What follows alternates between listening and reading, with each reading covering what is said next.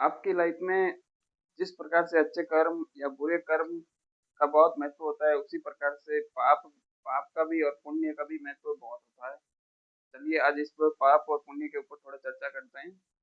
जैसे कई जगह पे आपने ये लिखा होगा या फिर आपने महसूस किया होगा कि हमको कहीं का किया कहीं तो मिलता है। चाहे हमने पाप किया है तो हमको पाप की सजा भी मिलती है, अगर हमने पुण्य किया है तो पुण्य की भी जो फल होता है, जो अच्छा फल होता है वो जरूर मिलता है। तो इसको हम डिटेल्स में थोड़ा समझते हैं, पहले पुण्य को समझते हैं।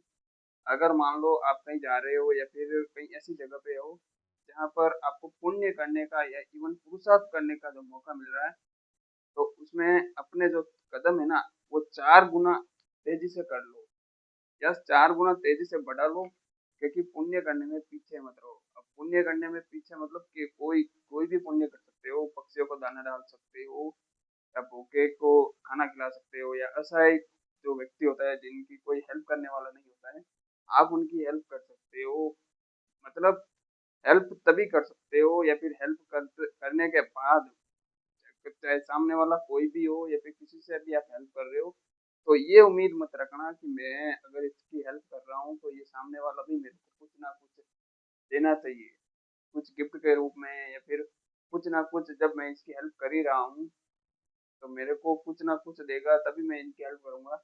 अगर इस दृष्टि से या फिर इस नियत के साथ आप पुण्य करोगे तो वो पुण्य नहीं गिना जाएगा, वो एक काम के रूप में गिना जाएगा, और वो भी एक जबरदस्ती के रूप में।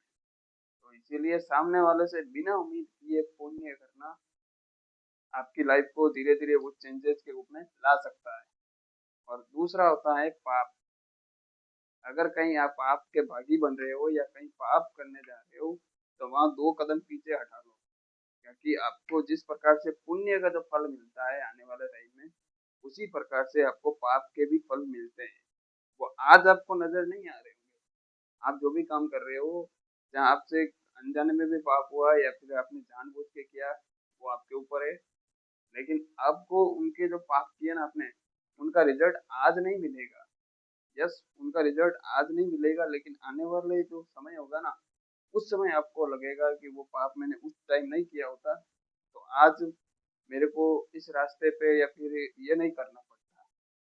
क्योंकि आपको खुद को पता है कि महाभारत का एक जो सबसे बड़ा योद्धा जिसे कर्ण कहा गया है, वो भी केवल गलत लोगों के साथ रह के वो भी अपने पाप का जो भागी बना है, या फिर ऐसे कह सकते हैं उनको अपने पापों की सजा मिली भी है। क्योंकि कर्ण जो था एक ऐसा योद्धा था जो महाभारत में गिने चुने जाने मतलब टॉप ऑर्डर्स का जो योद्धा था ना, उसमें उनका नाम दर्ज हुआ है। क्योंकि उन्होंने सिर्फ अपनी लाइफ में एक ही गलती की है कि वो दुर्योधन के पाप में बागी बन गया। यस, दुर्योधन ने जो भी पाप किए वो उनके भी लाइफ में ऐड होते गए। तो इसीलिए कहते हैं कि पुण्य करते वक्त 4 कदम बढ़ा लेना। उस पे कोई नहीं देखेगा कि आपने 4 कदम बढ़ाए कि नहीं बढ़ाए, आपने पुण्य किया कि नहीं किया, आपने ढिंडोरा पीटा कि नहीं। लेकिन जब आप किसी के पाप के भागी बनोगे या अपनी लाइफ में पाप करोगे, तो आपको पापों की जो सजा होती है या जो बुरे कर्मों की जो सजा होती है वो आपके लाइफ में अवश्य आती है। इस बात का आपको सख्त प्रमाण जो चाहिए वो आप महाभारत में देख सकते हैं। और आपको कई ऐसे उदाहरण हैं आपकी डेली लाइफ में, आपको कहीं ना कहीं मिल जाएंगे। आपको खुद को पता होता है कि जब आप पुण्य करने जाते हो, चाहे किसी के भी प्रति, चाहे 5 रुपए का पुण्य हो गया, चाहे 500 का पुण्य हो गया, या पैसे से हो, कोई भी छोटे छोटे रिलेटेड, जब आप पुण्य करने जाते हो तब आपको एक अंदर से जो फीलिंग्स होती है ना, वो बहुत हाई लेवल की हाई वाइब्रेशन की फीलिंग्स होती है। और आपको बहुत अच्छा सुकून सा महसूस होता है। और जब आप पुण्य करने जाते हो, एक तो आप गिल्ट में रहते हो, अफसोस में रहते हो कि यार मैंने ऐसा कैसे कर दिया, वैसे कैसे कर दिया। और आपकी जो प्रवृत्ति है वो पूरी नेगेटिव वाली हो जाती है। तो इसीलिए अपने लाइफ में ये खास ध्यान रखो कि पुण्य करो ना करो, लेकिन किसी के पाप के भागी मत बनो।